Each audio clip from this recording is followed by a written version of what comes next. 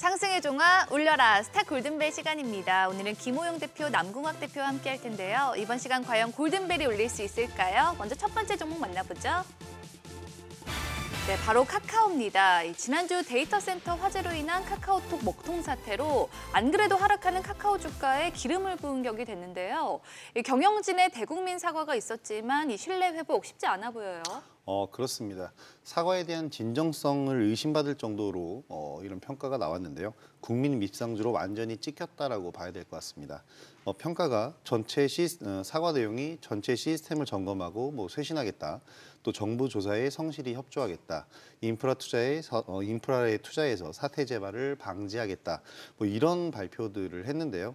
사과 방법도 또 향후 대책에 대한 방법도 특별한 게 없어 보였다는 평가를 받고 있습니다. 사실 카카오 같은 경우에는 그간 쪼개기 상장을 계속해서 이어오면서 이미지가 굉장히 안 좋았고요. 이로 인한 주주 가치 훼손이 굉장히 심했습니다.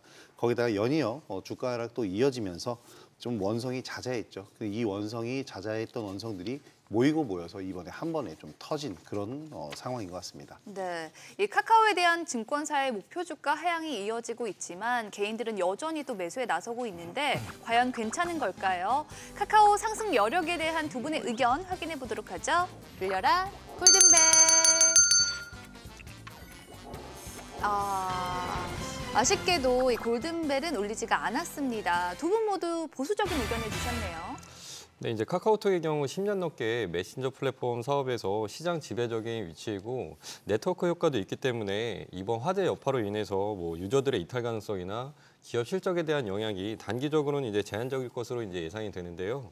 다만 카카오 생태계는 카카오톡을 이제 기반으로 해서 움직이고 있기 때문에 이번 화재는 카카오 서비스에 대한 충성도를 하향하는 요소로 이제 작용할 수 있겠고, 그리고 플랫폼 규제 강화로 국내 버티컬 서비스 확장이 제한될 가능성이나 인프라 관련 비용 증가도 이제 잠재적인 우려 요인으로 보입니다.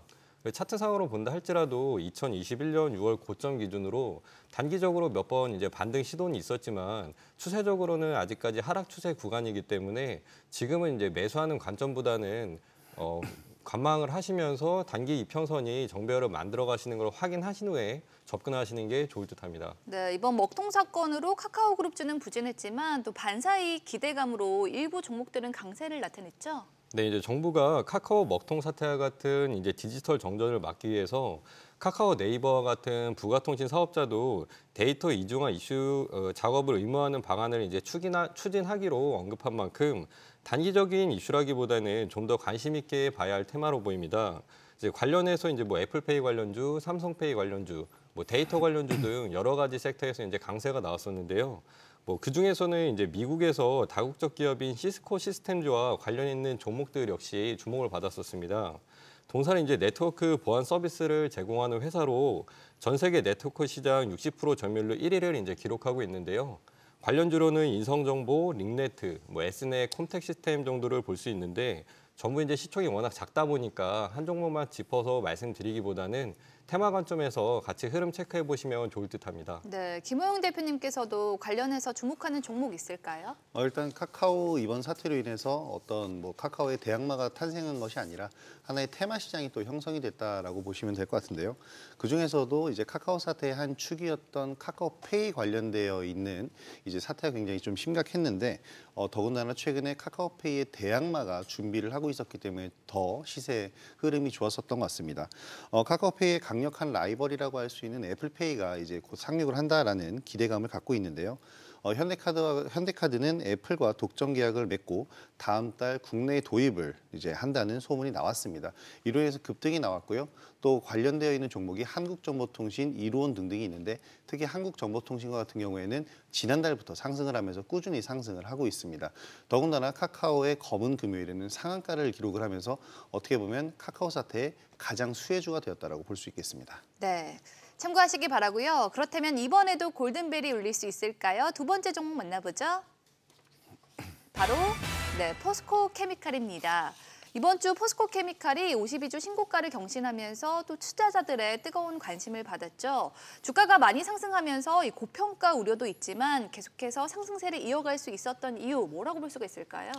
이제 포스코 케미칼의 이제 최근 주가 흐름을 보면 평균 sek터 대비 이제 견조한 모습을 보여주었는데, 이는 동사의 양극재의 고객사 추가 확보에 대한 기대감과 인플레 감축법으로 인해 포스코 그룹의 선제적인 업스트림 밸류체인 투자 이력이 부각되고 있는 것으로 보입니다. 아울러 이제 포스코 케미칼의 2022년 3분기 실적은 매출액이 8,639억 원, 영업이익이 560억 원으로 추정돼 역대 최대의 실적 경신이 전망되는 부분 역시 주가에 긍정적으로 작용하고 있다고 볼 수 있겠습니다. 네, 그렇다면 포스코 케미칼 주가가 계속해서 우상향 추세를 이어갈 수 있을까요? 울려라 골든벨. 오, 드디어 골든벨이 울렸습니다. 두 분 모두 긍정적으로 보고 계시네요. 그렇습니다.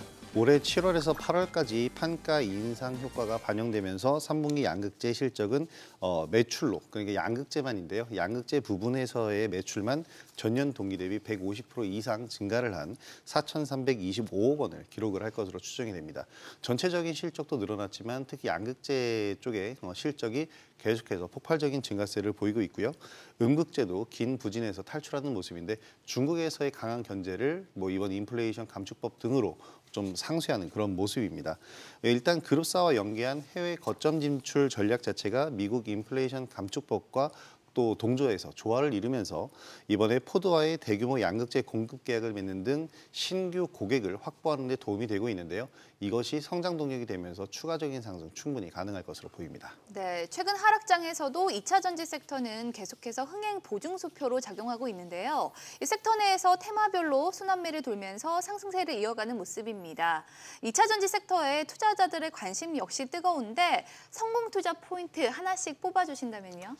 제가 말씀드릴 포인트는 저평가 종목 발굴인데요. 네. 말씀하신 것처럼 최근에 이제 순환매가 돌면서 리튬, 폐배터리, 그리고 양극재 등 이제 어느 정도는 다 시세가 나왔기 때문에 지금 이제 약세장인 만큼 아직까지 시세가 덜 나온 종목을 매수해 두시고 순환매를 기다리시는 것도 현재로서는 하나의 방법이라고 볼 수 있겠습니다. 제가 말씀드릴 종목은 이제 테이펙스라는 종목인데요. 동사는 테이프 생산 전문 업체로 2차 전지 수요가 이제 지속적으로 늘어나면서 2차 전지용 테이프 매출이 이제 빠르게 늘어나고 있습니다. 특히 이제 LG 에너지 솔루션을 통해서 테슬라에 납품되는 배터리 전량에 동사 이제 테이프가 사용이 되고 있고요. 그리고 SK, 삼성 SDI, 무라타, 파나소닉 등 주요 배터리 업체들도 동사의 모두 고객사라고 보시면 되겠습니다. 또한 이제 동사의 2차 전지 특수 테이프는 고객사내 이제 독점적 지위를 누리고 있어서 배터리 업체들의 향후 공격적인 증설과 함께 동반 성장을 누릴 것으로 기대가 되고 있습니다. 네, 김호영 대표님은요? 저는 이제 새로운 사업, 그러니까 이 2차 전지 관련되어 있는 새로운 사업에 진출하는 기업들을 눈여겨봐야 된다고 지난번부터 계속 얘기를 해드리고 있는데요.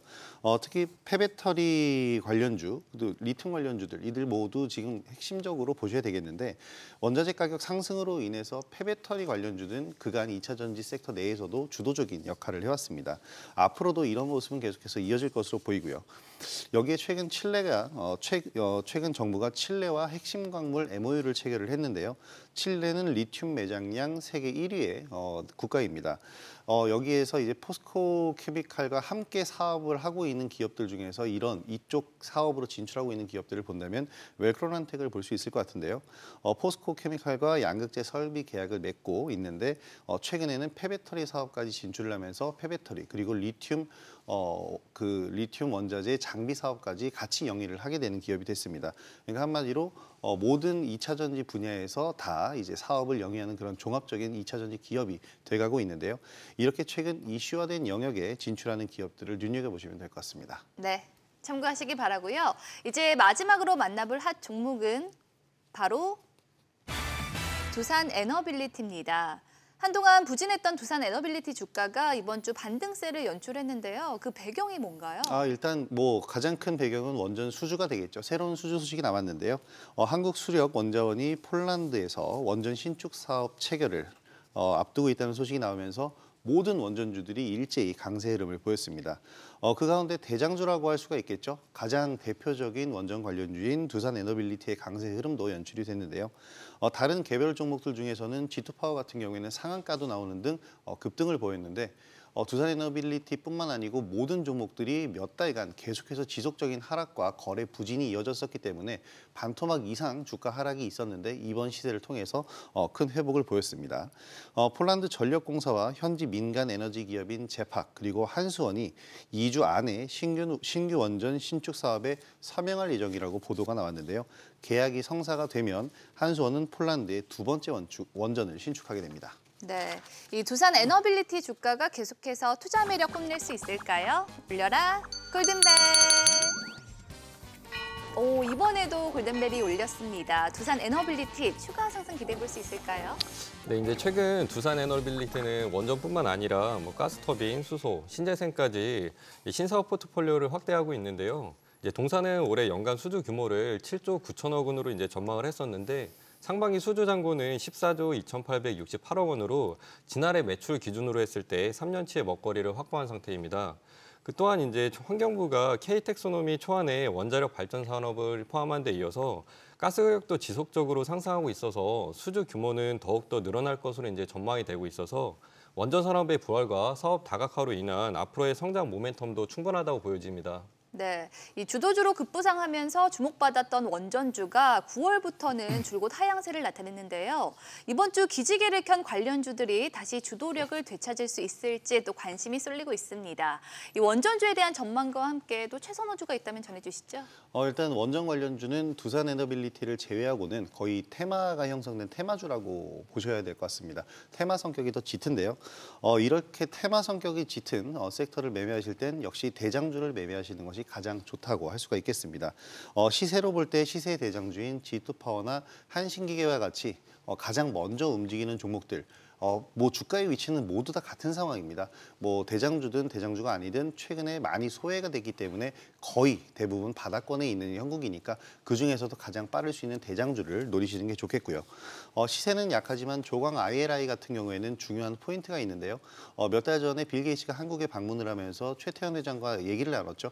SMR 신규 사업에 대한 이런 얘기를 나눴는데 바로 조광 ILI가 SK의 원전 사업과 관련되어 있는 유일한 상장사이기 때문에 또 관심을 두시면 될 것 같습니다. 이렇게 좀 전반적으로 원전 산업 지금 다시 불이 붙는다면 대략적으로 한 달 정도 가는 테마성 시세가 이어질 수 있을 것으로 보입니다. 네, 남궁학 대표님은요? 예, 이제 한수원이 이달 말 폴란드와 신규 원자력 발전소 건설 사업 관련 의향서를 체결할 것으로 이제 기대가 되고 있는데 한국이 폴란드와의 방위 산업 분야에서 밀착하고 있다는 점도 이 원전 수주에 유리하게 작용할 수 있어 보이고요. 이번 수주에 성공할 경우 윤석열 정부의 2030년까지 원전 10기 이상 수출 목표에도 탄력이 붙을 전망입니다. 제가 이제 선호주로 말씀드릴 종목은 이제 BHI라는 종목인데요. 동사는 발전소와 제철 공장에 필요한 산업 설비를 설계와 생산하는 업체로 배열 회수 보일러 시장 점유율이 25.6%인 1위 업체라고 보시면 되겠습니다. 최근 이제 주목을 받고 있는 네옴시티 관련주로도 포함이 되어 있고 동사가 이제 보유한 핵 연료 수송과 저장 기술로 인해서 원전 관련주로도 포함이 되어 있기 때문에 내달 초 예정되어 있는 그 원희룡 장관의 사우디 방문과 이달 말 폴란드와의 원전 수주 체결 시 동시 수혜를 기대해 볼 수 있을 것 같습니다. 네. 지금까지 한 주간 주식시장을 뜨겁게 달군 핫 종목 만나봤는데요. 두 분의 의견은 참고 자료일 뿐 투자의 판단과 책임은 투자자 본인에게 있다는 점 말씀드리고요. 그리고 주식에 대한 알찬 정보 카카오톡 채널에서 필살기를 검색한 후 친구 추가하시면 간편하게 만나볼 수 있으니까요. 많은 관심 바랍니다. 다음 주 여러분의 계좌에도 상승의 종아 울려라. 지금까지 스타 골든벨이었습니다.